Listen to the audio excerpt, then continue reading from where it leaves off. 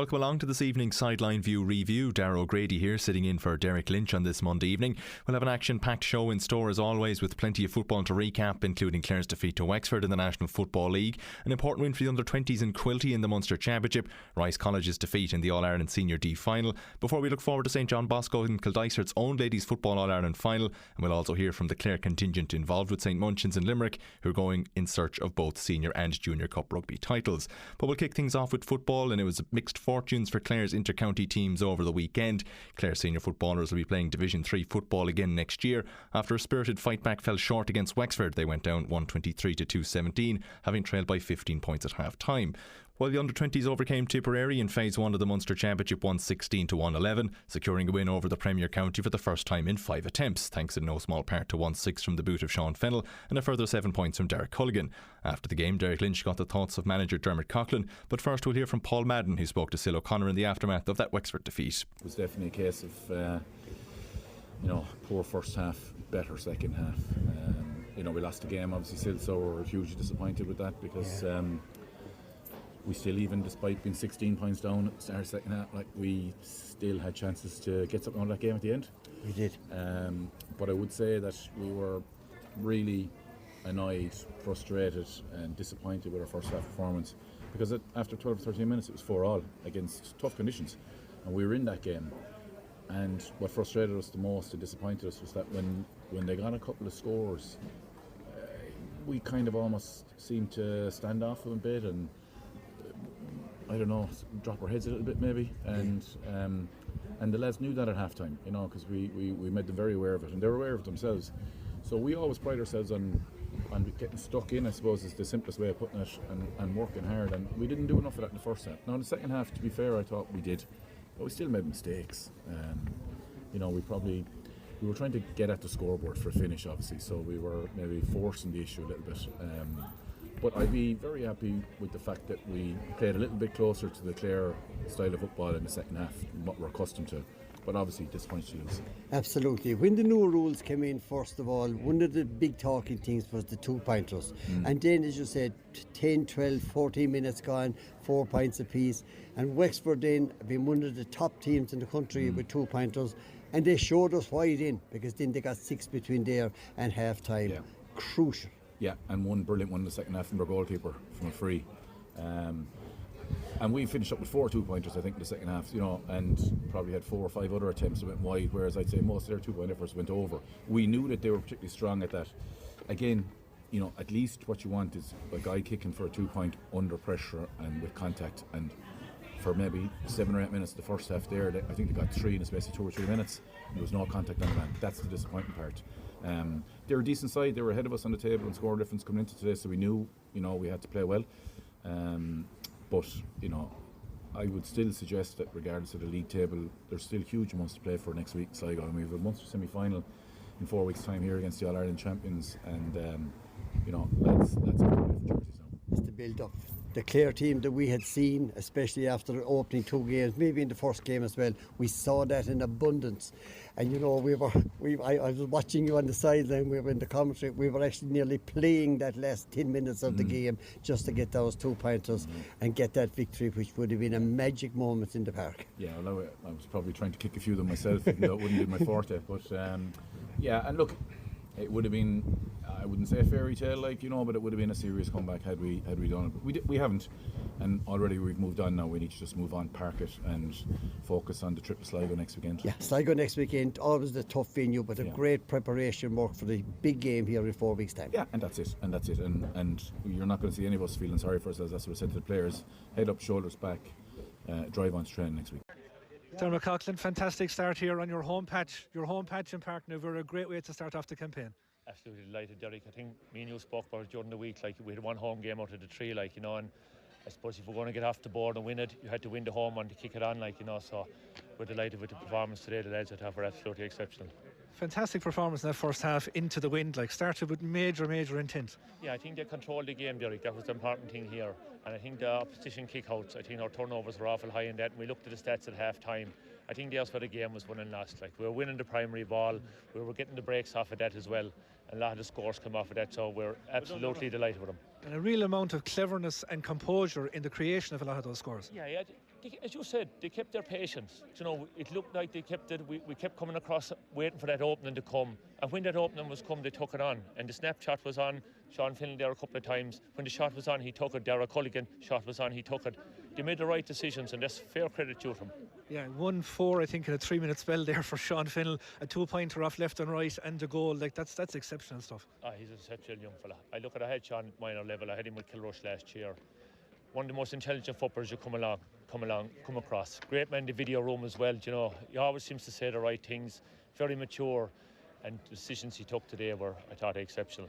A real tip surge though in that third quarter, which you did really well to withstand. Yeah, they were always going to come at us. Do you know what I mean? They would have gone in at half time, maybe disappointed with the first half performance. No matter who Tip were playing there in that second half, they were going to throw caution to the wind. And yeah, for 10 or 12 minutes, they were the top team. You know, they did take over. But I thought we held our composure. Defensively, we were sound and got a grip in the game again and kicked the last few scores. And caused them a lot of confusion with the rotation that was going on up top. Yeah, they did. I think that the Darragh Culligan, Dion McMahon, Sean Finlay switch and had them confused. Like when Sean would go in, they were switching men, then Dion would come out. You know, and I think it's the way to do it. When you're rotating like that, backs obviously have a man to mark. You know, you might be pulling out an inside man that's comfortable inside, but when he's come out into that 13 hole, maybe he's not so comfortable. And I thought it caused a lot of confusion inside there today, Derek. Yeah, you go down now to Waterford next week, who beat Limerick today, so that becomes the top of the table clash. We're no doubt what's coming. 9 of that team last year in Dunbeg beat Clare. 9 of that team. So, I mean, they're probably the forum team and probably tipped to come out of that phase one. We know what's coming next week, and hopefully we'll be well prepared for it. And as is the case here on Sideline View Review, we'll dig a bit deeper into those two results. And to do so, I'm joined by Joe Garry. Joe, a bitterly disappointing day in the park yesterday, defeat to Wexford. No doubt or question about that, Dara. You know, we came in with so many high hopes and felt that this could very well be the year that promotion could be achieved. You know, that things were beginning to line up nicely for us. But and indeed, after 15 or 20 minutes, I'm sure Paul Madden and his management team would have been quite happy. But I'm afraid that the second quarter was, let's just say, forgettable, and quickly forgettable as well, because Clare just played second, not even second fiddle, third or fourth fiddle in all aspects of the game, and you know, we're deservedly well behind at half time. But you know, as is Clare's, you know, as is their style, you know, they came rampaging back into the match, but quite simply had left themselves a little bit too much to do. Yeah, and as you said there, it was a pretty good first quarter given the elements in Ennis yesterday. Held them at bay to 4-4 with about 18 minutes gone, and then I suppose, as you were saying, the wheels came off from there.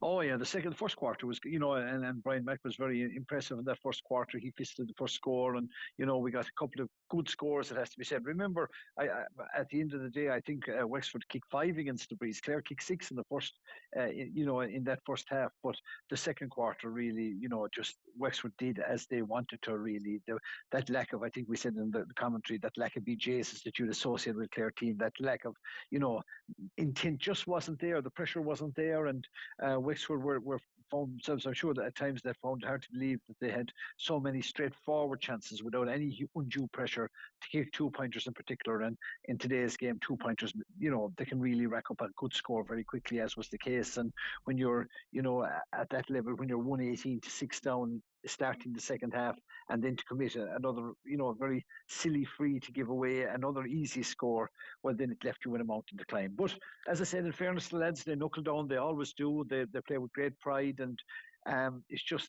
you know, we needed everything to go our way. They nearly worked at the end, but wasn't. And ultimately, Dara, when you look at the league table, the 3 teams that are competing for promotion, Wexford, Westmeath and Down, well, you know, we've lost all 3. 2 of them have beaten them at home, so we can't really have any quibbles with not being in the promotion race.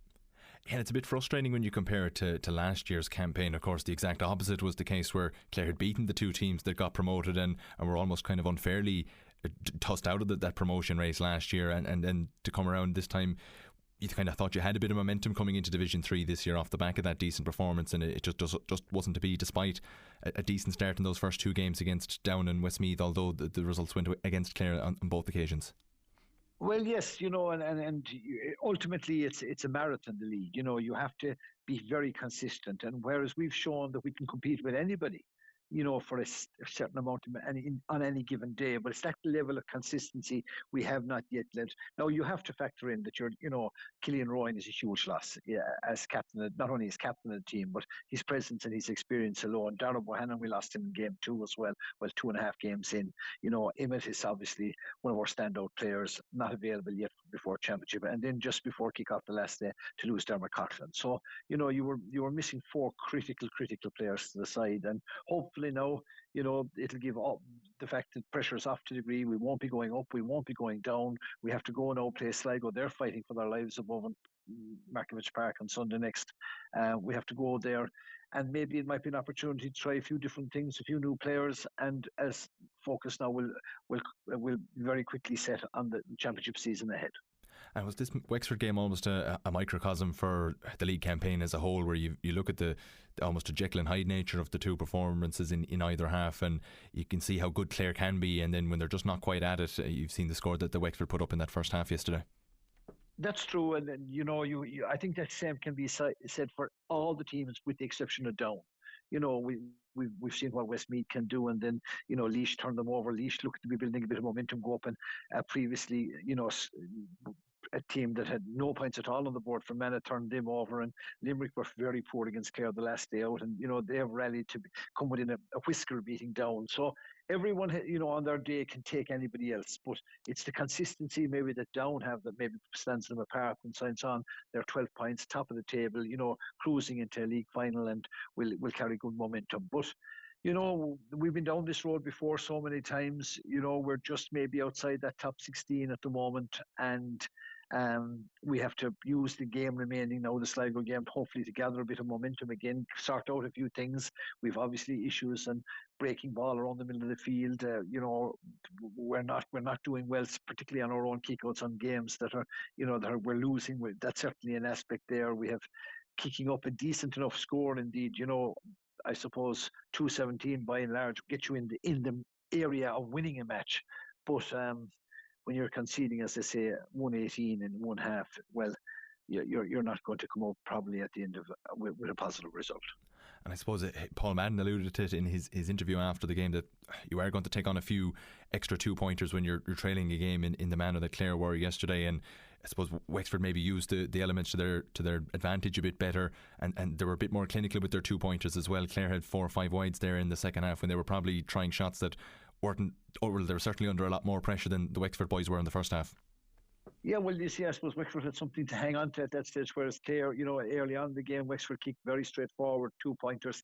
Clare's 2-pointers were outstanding scores. We had to work harder for there were better scores, but they still only valued the 2 points. And then, maybe I didn't hear Paul's interview afterwards, but I'm sure he would have alluded to the fact that there were really lower percentage shots. But when you're chasing a game, you tend to do that. But there was a couple of critical things, I suppose, as well, that's probably worth mentioning, in that when Clare built up a bit of momentum, when the crowd got into the match on 2 occasions, directly after Clare scores, the referee came out for a check of his microphone and his sound system there, and that took 3 or 4 or 5 minutes. And the momentum that Clare badly needed to build up on both occasions was deflated almost immediately, because it looked as if we were starting again. Then it gave Wexford a chance to sort out a few things, and so little things didn't go our way, but I don't think anybody would have any quibbles with the result.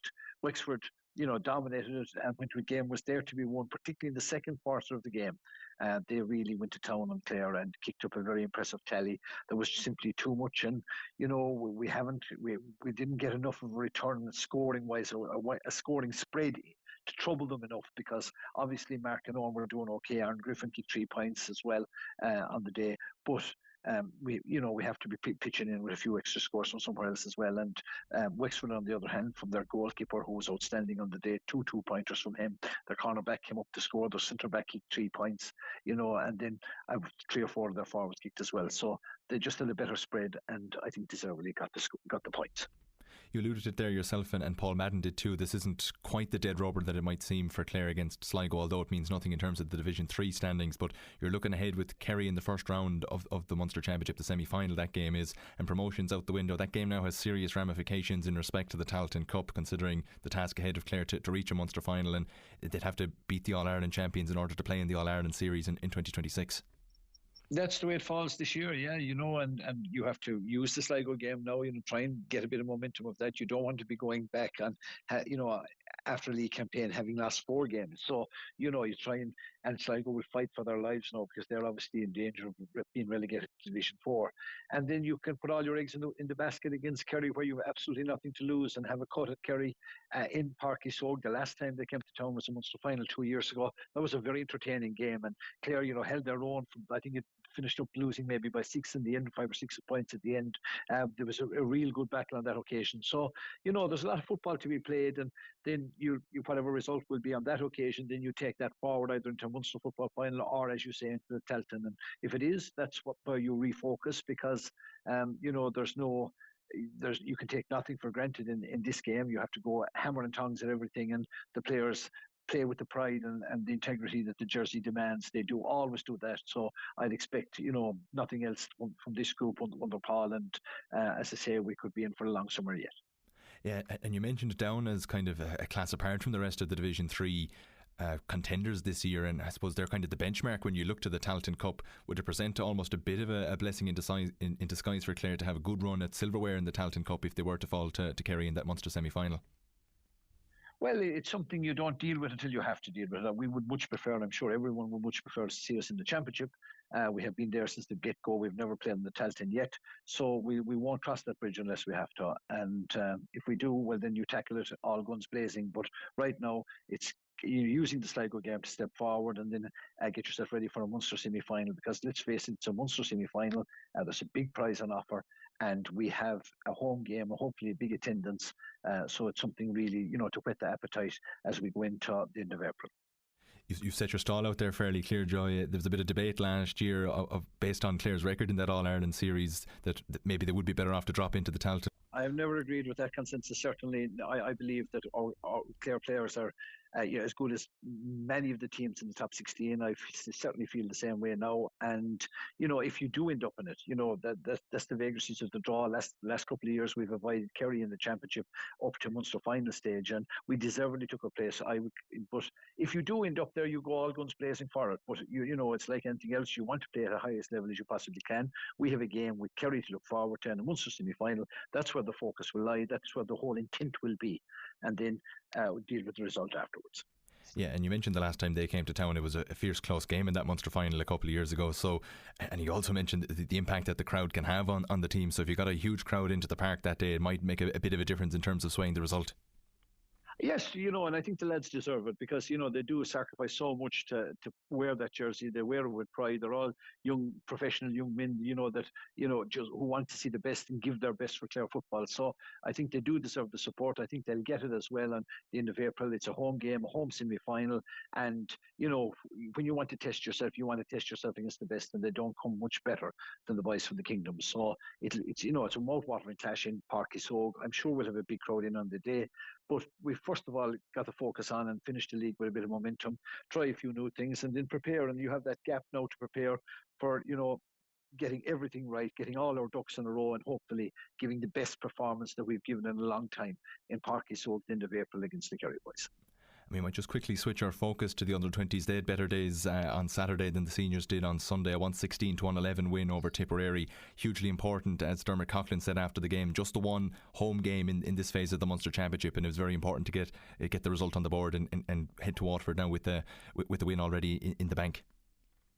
Very definitely so, and deservedly won the game as well. I was up there in Quilty, and in fairness to Kilmurray Bricken Club, they had everything in tip-top shape up there, despite terrible weather conditions, before the game. But everything was in working order up there, and the Clare team very much in working order as well. A fine display from them. Obviously, Sean Finnell's goal and 2-pointers, particularly his left-legged effort, was an outrageous score in front of the stand, and it just rose the place in the second, at the start of or in the third quarter there, or second quarter of the game. Clare really playing well at that juncture. Had to put a setback of, an unfortunate goal, then a mistake that was made that we should have, but we rallied very well, very quickly into the game again, and must say Derek Culligan and McMahon inside Diarmid, they fronted great ball, some nice ball put into them. Not maybe a swashbuckling performance, but a very controlled game. Used the full expanse of Park Neve to exploit the Tipperary boys, and to play to our strengths. I thought Dara Townsend at wing forward and Donica Dwyer the other side. They worked so hard. A lot of unheralded, maybe unseen work so hard for the team, and both of them contributed on the scoreboard as well. Colin Breen is a fair handful at on the 40 as well, and there was a lot of very, very positive displays. So full marks to Dermot and the lads. They'll go forward now, hopefully, to Waterford this weekend, and playing a Waterford side that we all won to. They came to Dunbeg last year and turned us over. So, traditionally there's very, very little between the sides in the 20s Championship, particularly in this round robin series, and you can expect another humdinger at Saturday. So hopefully Clare can take a big step in Limerick Bryan towards securing that final place. Yeah, and you've got 9 of that Waterford team that played last year reopposing Clare again this year. I suppose they have that experience of getting one over on Clare, but does it make them a small bit easier to game plan for when you've got 2/3 of that team, you've seen them before and you know what they're bringing to the table? Well, it does, but often you can read too much into that as well. I'm sure Tipperary had a number of players. They probably had more players surviving from last year than Clare had. So, it doesn't often follow that way. It'll take a life of its own, and you still need big performances from everybody. Everybody needs to man up again and deliver But I think they'll go into camp this week in very positive frame of mind, given the scores they kicked. 116 is an impressive score any day out, but against this decent Tipperary side, and Tipperary are not out of the ball game by any means. They will expect to take Limerick in Limerick, and then if Waterford declare one Waterford game will give one of those two sides a huge momentum going in to hold their place in the final round. So I think it's all to play for, but you can only judge what we've seen so far, and what we've seen so far, Dara, has been indeed impressive. I suppose if you had one small criticism, and it's always a decent spot to be in when you're nitpicking after a victory, but you've got that 1-6 that you mentioned from Sean Fennell. Culligan chipped in with 7 points. You've got 113 accounted for there out of 2 scores. Would you like to see a slightly bigger spread of people getting their names on the score sheet? Well, yes, but bear in mind now that Dara Culligan, I think, just 2 points from play he kicked. There was frees involved in that as well. They're won by a variety of different reasons, and including a breach or 2 as well. So, but Reuben Fallon and Diarmuid McMahon would have worked their socks off. Obviously, the 2 half forwards, and we've mentioned the half forwards as well. But good support as well. Good to see Evan Cahill, on a couple of rampaging runs, because he's a big handful for any side when he's at full tilt. But I have to say, by and large, it was a very controlled defensive display as well. I don't think Harry O'Gorman had a save to make in the game, so that speaks volumes for the defenders in front of him, and indeed the whole defensive unit, that they closed down what was a threatening enough Tipperary attack. And you'll always look for improvements. Dermot Coughlin has been around the block plenty of times. He will look for improvements as well, but I'm sure he'll be more than happy with his charges and their first day out efforts last Saturday in Quilty. Yeah, you alluded to it there, that the character they showed, they withstood a fair attack from Tipton in that third quarter in particular, and to still come out with a 5-point margin of victory shows, I suppose, maybe the dominance that they had in the first half particularly. Yeah, well, you're the 2-pointers again. They play such a pivotal role in it, and as we've alluded to, Sean Fennell's, 2 2-pointers, which were huge on the game. And Tipperary, in fairness, I think they kicked 1, if not 2 as well. But I thought Clare were very economical. Controlled is the word you'd use. I think we'd maybe 1 wide in the first half, only 2 in the second. That shows you that such shot selection offers were the options taken in front of shot selection were very strong. And, at intercounty level, they have to be that. But always room for improvement. And hopefully, the boys can take another step forward now, because remember 3 years ago, this particular group didn't come out of the group. Now they've taken a good step forward and giving them every chance of emerging from the group. But they'll have a big test in front of them this Saturday in Limerick Bryan and Waterford. And just to finish it off, Joe, we'd kind of said that we maybe might want to see 1 or 2 extra scores, but does it bode well for the future of Clare football when you have a player the likes of Sean Fennell or Dara Culligan that can take a game by the scruff of the neck and put up a 1-6 or 7 points? When you have 2 players that can do that, it really does add an element to the attack that maybe mightn't be seen in a couple of other teams in the competition. Well, every team will have their go-to players who will be kicking frees and expected to contribute handsomely in the scoreboard. So it's more of a collective, and I'm sure Dermot Coughlin will preach the exact same thing. So too will Owen Curtin. It doesn't matter who kicks the scores. The last day was Sean, and Dara the next day out it could be 2 other players. So once the scores are got on the board, that's the key thing, and you have to be hitting that, aiming for that 20-point margin. market. If you can hit into the 20s, well, then you're going to be hard beaten on the 20 football. So it's always a good target to have. Clare very close to, obviously, with 116, and as I say, only 3 wides. But a couple of things, could have gone, maybe created another goal chance or 2. But nevertheless, it doesn't matter who kicks the scores. The one thing is that you're getting up to keeping that scoreboard ticking over all the time. And in fairness to Clare boys, they did that throughout, off the floor, from frees, and in general play. It was impressive, a very impressive start for these boys. And as I say, it bodes well for hopefully the campaign ahead. Yeah, that's for sure, Joe. Great performance and result from Dermot Coughlin's charges. Thanks for your thoughts on both those games. There's plenty more to come on Sideline View Review this evening, and we'll be back very shortly. Welcome back to this evening's Sideline View Review. We're going to stick with football another while longer, and it wasn't to be for Rice College, who were beaten this weekend 1-11 to 5 points by Larky College of Clones in the All-Ireland Post-Primary School Senior D final.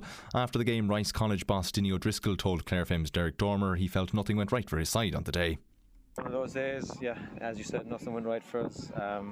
We probably needed an early score or 2 when we were on top. It didn't come, and then I suppose just maybe lads felt the extra bit of pressure or panic. I don't know what it was, but that's not a true reflection on us. We've been much better in previous games, and it's just, I feel so sorry for the lads. They put in a big effort. They really wanted this, and unfortunately, just wasn't our day today. And even with all the unforced errors, and like there was line balls broken, breach frees missed, penalties missed. If all of them had gone in, you were right in this game without being at your best. Yeah, absolutely. We did miss what you consider was easy enough chances at different stages. On the other hand, Largy kicked, I'd say, the vast majority. I don't think they had too many wides. They did kick some great scores. They were a fine team. They're well-deserved winners on the day, but I suppose our big regret is we didn't play to our potential. Overall, though, a Munster title and still a progressive year. Oh, absolutely, yeah. First Munster title for our school. In time we'll look back on the year with fond memories. Today is going to hurt for a while. So the thoughts of Rice College manager Dinny O'Driscoll there. And for more reaction to that Rice College game now, we're joined by Derek Dormer, who was in Mayo for the game on Saturday. Derek, listening to Dinny's interview there, would you agree with his assessment when you were talking to him that nothing went right for them on the day? Yeah, look, absolutely nothing there. In fairness, it wasn't for the want of effort. It just one of those days. Everything they tried didn't come off. Missing an early free, couple of poor wides at the start, and they just seemed panicky and nervous. And I suppose the occasion probably got to them. Look, if they gave everything for their family, their friends, their clubs, their school, they never stopped trying. It just didn't come off. It wasn't that their opponents were that much better than them either. It was just they were a bit more economical. Things seemed to go Largy's way. Things didn't go Rice's way. And well, look, it was a glorious year for them to win a Munster title.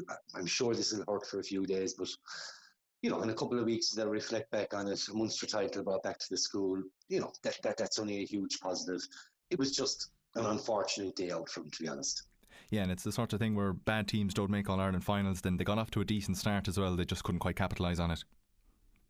Yeah, look, bad teams certainly don't make All-Ireland finals. They're Munster champions. They defeated a Kerry school, which wasn't expected in the Munster final. They had a thrilling win over Belmullet in the semi-final. And look, they didn't perform on the day.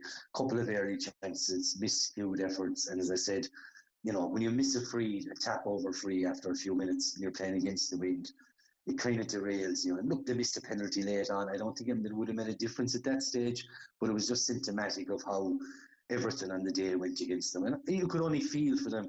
They held their heads up high, they got great support, and they were clapped and cheered off the field. I'm sure they were bitterly disappointed, but as I said, a Munster title is nothing to be sniffed at. Yeah, and it always seems to be a case of, when it rains it pours, and that goal just before half time was a real sucker punch when they had, despite not playing well, stifled them into the wind in the first half. Yeah, and that was all down to their work ethic. It wasn't that they were playing particularly well. It was just that they were working incessantly hard. They were swarming in numbers, getting bodies back. And as I said, they left everything on the field. That goal just before half-time was a killer blow. They went in down 7 points. They could have only gone in down 4. And at the end of it all, they were beaten by 9. And when you consider the fact that they missed a penalty, missed a tap over free, missed a couple of easy scores, the narrative could have been completely different. And I do feel, on a given day, if they play that game 10 times, I think Rice College win at 9. It was just happened to be Largy's day. And sometimes sport can be cruel there. Yeah, and it's those unforced errors that really were the key. But I suppose people don't realise how difficult it is to play in these All-Ireland finals. No, it's easy sitting above in the stand, but down on the field in the white heat of battle and everyone relying on you and the game 100 miles an hour, it passes you by in the blink of an eye. So look, they'll learn from it. There's some fantastic players on that team, and there's been great work done in Rice College and indeed all the schools in Clare. So hats off to everyone involved. Unfortunate on the day, but as I said, a Munster title is never easily won, and it's something they will remember for years to come. Yeah, and didn't he allude to that at the end of your interview with him there, that I suppose it hurts and it's going to sting for a couple of days, but when the dust settles, they'll look back on this campaign with fond memories. Yeah, well, and why wouldn't you? You go to school for 5-6 years, depending on whether you do the transition year or not, and you make friends with lads from other clubs, and you build friendships for life, and you soldier together on the field. And when you go to battle with lads on the field, you have friendships for life, and they'll have that, and they'll always have that Munster title to look back on. So while it wasn't to be their day, it certainly was a brilliant year for Rice College. Yeah, and I suppose without kind of lingering on some of the things that went wrong from, you're looking at some of the stats. You have that missed penalty. It was a bit of a lifeline at the time, although it mightn't have, as you were saying, counted for much in the end if they had scored it. But no score from open play. Everything kind of culminated. It all of those things put together was symptomatic of nothing fell in their favour. Yeah, and look, they couldn't win a restart for love nor money. Especially in the first half, every single one of their restarts were bombed down the middle, and Largy were just more powerful, got onto the brakes, and they were just in the back foot throughout. But look, they went out most certainly on their shield. They never dropped their heads. Their discipline was good. They held their heads up, and they played for each other. And as I said, you can't ask much more than that. It just unfortunately wasn't their day, Dara. Yeah, had some good days, and hopefully for the lads that from Rice College that were playing, they'll have some better days in the future as well. Yeah, no doubt. There's some top players there, and look, already some of them have senior championships won, so that's a bright future ahead of plenty of those lads. Now, St John Bosco's in Kildysart will be playing in the ladies' football post-primary schools Junior C final on Wednesday the 18th against Salerno College in Salt Hill. I'm joined now by joint manager Aoife Keane to look ahead to the game. Aoife, exciting times for the squad and of course for the school as well. Yeah, absolutely, Dara. I suppose it hasn't happened in Kildysart since Carcon days. The last time the girls were in an All-Ireland was 91 and 92, and both times just missing out in the All-Ireland final there. And actually our captain, our joint captain, Nisha Telty's mother, Myra, was actually on the panel those years. So it's a long time coming, but it's definitely now the atmosphere is really building there. The last week just coming up to it, and everyone is getting really excited for the game, and I suppose they're an absolute privilege and an honour to work with, I suppose, from myself and from Norma's behalf and from Jer's behalf as well, that they're such a professional group and everything that they do, and it's a really, really privilege to be involved with the team. Yeah, you mentioned it's a long time coming, dating back to the 90s, but I suppose it's a shot at history as well, and to become the first Clare school to win a Junior All-Ireland title, that has to be extra motivation, if you want to put it that way. Yeah, absolutely. I suppose what's rare is wonderful, and I suppose something like this for the girls, like I suppose this isn't brewing it's brewing since I suppose they were nearly in primary school, like playing coming to Munster, and all the successes that they've had with the three clubs, Fergus Rovers, Kildysart and Cool Gaels. Like it's something that I suppose for them has been brewing over the years, and I suppose you could see it, especially in Féiles, like you could see those groups coming through, like they were a special group, and then when they came into us into Kildysart, that we were just wanted to build on that. And I suppose last year we won the Junior A for the first time, and this year we've two junior teams playing Junior D and Junior A, and like the success it's a real credit to them, and I suppose it's something that it has been brewing, and I suppose credit where credit is due, that this is something that they fully and well deserve to be there, and it would be great to bring it back to the school, especially considering the last time was 91 and 92. Would be great excitement, and it would be a great honour to bring it back to the school. Yeah, and you mentioned the three local clubs there, Fergus Rovers, Cool Gaels and of course Kildysart. That's sort of the real magic of this, that it's a real community driven effort. Yeah, absolutely. It's a very close-knit community. Like we've less than 300 students in the school, and we've roughly 150 girls like in the school, and to be able to do what these girls are doing, and it's definitely quality over quantity here. Like it's definitely such a there's such a tight knit group, and you can see it with them. Like even if it's their school, if it's their academics, if it's their social life, whatever it is, like they really do it together as a group, and you can see that has come true since they started playing football. Like in first year, that it's it really is a tight knit group, and that's the beauty of it. And especially working in a school of roughly less than 300 students, that you really do get to know your students very, very well, and that everyone really knows everyone. And I suppose it's being able to nurture that and getting to know them personally, and academically in school, but out in the sporting field as well, you really get to know the girls, which is great. Yeah, and looking at the campaign to date, I suppose for people who mightn't be aware, what's the path to the final look like for you this year? Yeah, so we played Mitchelstown in the Munster final. That was played in Clare. We had a strong win over Mitchelstown, but I think the girls just kicked it up another gear, and they just were really able to express themselves, and it was great that we had that game at home as well. Eden then was our All Ireland semi final, and that was played in Glenamady, and that kicked up another gear, like that. That took on another life of its own. Like Eden started well, but then our girls got a goal, and we kicked back into it then, and that game was very, really fast paced, and I suppose it really proves that All Ireland, when you get to an All Ireland stage, that the level of football kicks up another gear. And I suppose you're in an All Ireland for a reason, and you are playing like the best in the country. And now we face Salerno in the All Ireland final, Salerno Salthill, the All Ireland final on Wednesday. Their school of about 670, they're all girls' school. So again, you're faced with the best of the best, but I suppose in order to grow and to progress as a school, you want to be playing like the best of the best. And I think we have faced that over the last number of weeks and months coming through this Munster campaign, that we have, the teams we have played have been really up there, and that we want to be able to play against the best and with the best. It's a sign of a real good team and some good quality players that they come alive for the big game and relish that big occasion as well. Yeah, they do, absolutely. They're extremely mature in how they play, and they're extremely composed in everything that they do, and there's an aura of unselfishness throughout the whole group, like from 1 to 30. Like it's always about getting the ball to the person in the best position. It doesn't matter who it is, it's all about like making that extra run, and it's all about that support play and doing it for each other and doing it for the team and for the school. And I think that belief has really stemmed within the group, especially over the last couple of years since they've played together since first year, that I suppose that it's that unselfishness that really is, I suppose, the key thing for us as a management, that we have noticed over the last number of weeks and months, that they really are, they don't care who scores, they don't care who makes the block, you just have to do it, and you have to do it for the betterment of the team. Yeah, and that was particularly evident in the Munster final, racking up a pretty big score with a good few goals inside there as well. But when you look at the number of scorers, it wasn't just one or two girls doing all the scoring. There was a wide number of scorers.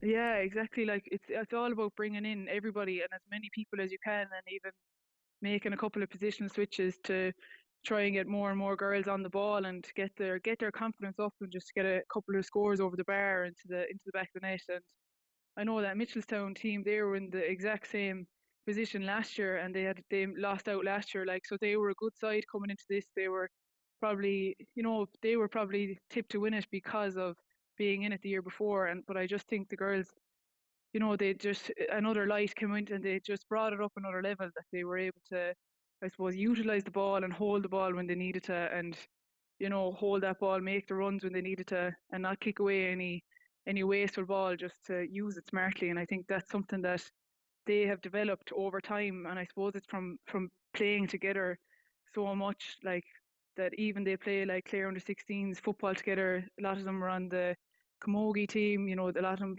they won a Munster basketball this year with the school, and a lot of those girls that are on this football team were on those teams as well. But it just shows the friendship and the unity that they have, to be able to bring it from different codes like Camogie basketball up to ladies football. Like it's unbelievable, really. Yeah, and you'll be hopeful, of course, for a big Clare contingent, if possible, to get there and support the girls on the day. Yeah, absolutely. It's on in Kiltoom, St Bridget's in Roscommon. But geez, the more sport and the better. Like, I know we have majority of the school are coming down, so it's great. But I suppose it's Ireland's don't come around easy, and it's a once in a lifetime opportunity, really. So it's great that the whole school can come, and it's great that as many people that can come down and support the girls, to watch, even just to watch them, because they're unbelievable to watch, and they're just I suppose it's a great privilege to be a part of. All Ireland titles never won easy. It's a shot at history, and hopefully we can bring the title back to Kildysart. Yeah, absolutely. Yeah, definitely.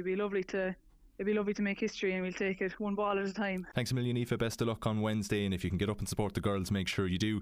Keep it tuned here to Clare FM. We'll have more after this break. Welcome back once again. Now to finish off this evening, we'll turn our thoughts to rugby, where St Munchins College in Limerick is facing a historic week on the sporting front as they'll compete in the Munster Senior and Junior Cup rugby finals. Ahead of those games, Clare FM's Derek Lynch spoke with some of the Clare contingent involved, including Clonlara's Dara Dillon, who's a key member of the squad, and begins with Killanayna's Jason O'Brien, who's one of the senior coaches with the team. I suppose it's unique in the sense that we're traditionally a rugby school, and it's 2012 since we were last in the senior final, and 2006 since we last won it. I suppose with regards to both finals and contesting junior and senior next week, senior being under 19 and junior being under 16, it's a huge achievement from our point of view.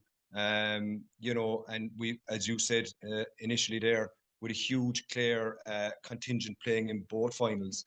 But we would have always had a huge Clare background here. Over 40% of our population, Derek, come from the Clare side of the border, and as I said, huge Claremen like Anthony Foley and Keith Woodender, they went through this school. And not just rugby, we've had Colin Galvin and Donald Donovan too, and Jack Curban in recent years, so from the hurling side. But it's a unique occasion to get the boat. And it's a huge opportunity and a big day for all the lads that are involved. Was there a sense starting out this year that you felt you had two groups that could do this? If I can backtrack a little there, Derek, first of all, regards to the last few years within the school, like everything, like you would cover there with Clare underage hurling and so on, it has to start out at a young age. And about 2016, Derek, we looked at ourselves. We were wondering why we weren't getting to senior and junior finals, why we weren't competing. And, we shifted things in this school in regards to putting huge emphasis on the coaching, the structure within the school. And soon enough there, Derek, 2018, we won a junior. 2019, we lost the final.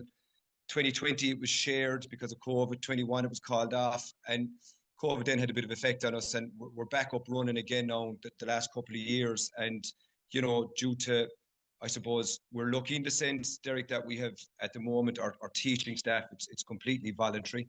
But we're lucky in the sense that we have 10 coaches at the moment that are teaching in the school that are currently either playing in the AIL or coaching the AIL. And we just sat down, we mapped out the next few years with regards to ourselves. And while the start of the year, you never know where you're going to get, Derek, I suppose, you know what I mean? Because they do a group stage in this now early in the year. Our juniors look prominent early on, and the seniors had a couple of rough outings. But since the turn of Christmas, Derek, they've really turned the corner, and they've grown with every game that they've played, Fantastic. As you mentioned, Dara Dillon is there with you as well. Dara from Clonlara, of course. Dara, what's it like this week in the school leading up to these occasions?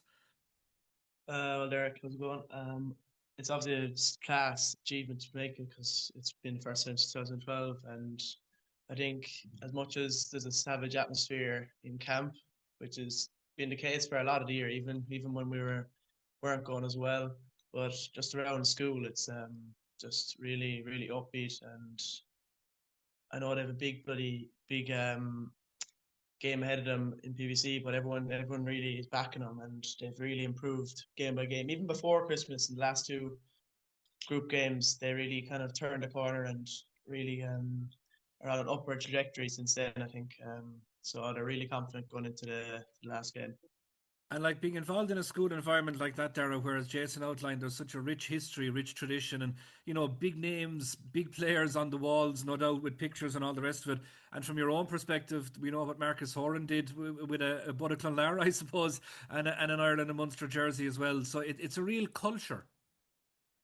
Yeah, definitely. I think there's lots of names that have gone before us, so I think there's definitely motivation there. And there is a real culture in the school. Even it's a real community vibe through to the school. Like everyone who's gone before you, and I think there's a real link between the past players. Even Keith Earls was in helping out with the team this year, so yeah, I think there's a real culture of big names. And also, like, you'd be probably aware as well that your opportunity to win at schools level, like, hopefully you have a lot of years left in terms of adult, but like, school titles can be pretty special, but there is a set period in which you can win them. So every year that you don't, it's probably an opportunity gone by. So you'll be very eager, no doubt, to make the most of this opportunity. 100%. I think this year more than ever, I think I noticed just how special senior rugby is. You're kind of like, no matter how far you go in rugby or even any sport, hurling or whatever, even if you play with Ireland in rugby, it's nothing that will really be the same as playing in front of your schoolmates and your family in Thomond Park and Musgrave Park in those big games. So I think it's really special to play in senior rugby. And Jason, as you mentioned there, like, the fact that there's, lads from both sides of the River Shannon, shall we say, often in schools you have that dynamic of different clubs coming together, but you have, the Clare-Limerick rivalry has gone up in recent years, I suppose, on the hurling field, but on a rugby pitch, they're kind of putting their heads and boots in for each other.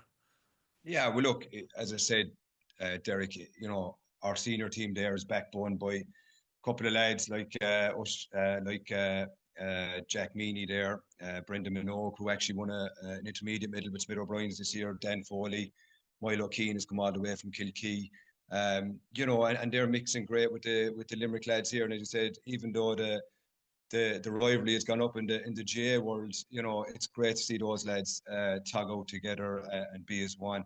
I suppose on that senior team, Dara kind of alluded to there, like the opposition that we're up against next week is quite scary in PBC. I think they've only conceded one try in the last 3 rounds of the Senior Cup. And it's pretty daunting task, but I suppose one thing that we got to look at, and you alluded to there, that winning a school's medal, be that Munster Senior Cup or a Harty Cup, it's a real unique medal to win. And it's one that the lads just have to grasp that opportunity, albeit 10 of our 15 are in 5th year and underage again next year, Fantastic. Take us through what the junior team did, what their challenge is. Junior team topped their group before Christmas, which basically gave them a quarter final, and a win in a quarter final would send them direct to a semi. They're fairly impressive in their quarter final win against Rockwell. They won 25-7. And then they had a pretty substantial win against Bandon in the semi-final, 44-8. Now, Bandon won that last year. So that was a good win. So, junior rugby, under 16, you're going to a final. The guys are fairly confident. But at the end of the day, you're dealing with young lads. So it's about keeping their feet on the ground, really. And they're taking on the other Cork powerhouse in CBC. And again, look, it's on in Cork again the week after. So we have 2 trips to Cork within 7 days. Which isn't easy in this current climate, going down there and the cost of it and so on. But, we'll look forward to that junior final as well. And we'd be hoping for a real positive outcome there. And not just on the playing staff, we call them, I suppose, that there's Clare elements as well. But take us through what other Clare lads then are involved in a coaching sense. Yeah, well, I suppose, as I said to you there, as I alluded earlier on, the number of lads that we involved in a rugby background, but we've a huge GA background here as well, Derek, and like this year, Dara was part of an under-19 team that got to Munster final and lost to Mount Sion.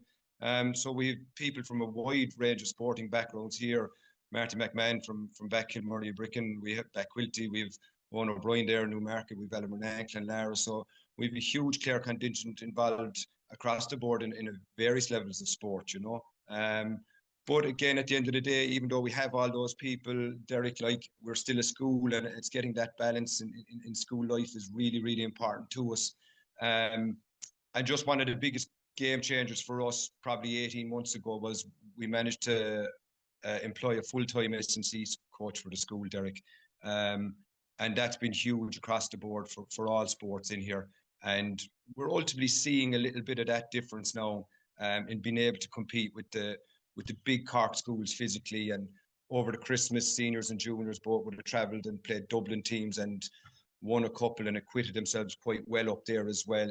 But again, it's all those things, it's all those elements, Derek. They all have to come together, you know that. And you get results. Ultimately, it doesn't mean you're going to win cups, but what we want to do is is produce fine young men that leave this school, and whether they go up back playing hurling with their clubs in Clare or Limerick, or whether they continue to play rugby, or whether they go on to elite level, that all we can do is prepare them as best possible. And Dara, you could answer this one now as truthfully or otherwise as you like, but is it a case this week when the school classroom door closes that it's just rugby talk? Is there much being done with the books? To be fair, there's always in Munchins we kind of prioritise schoolworks, and then everything, all sports outside of that are extra.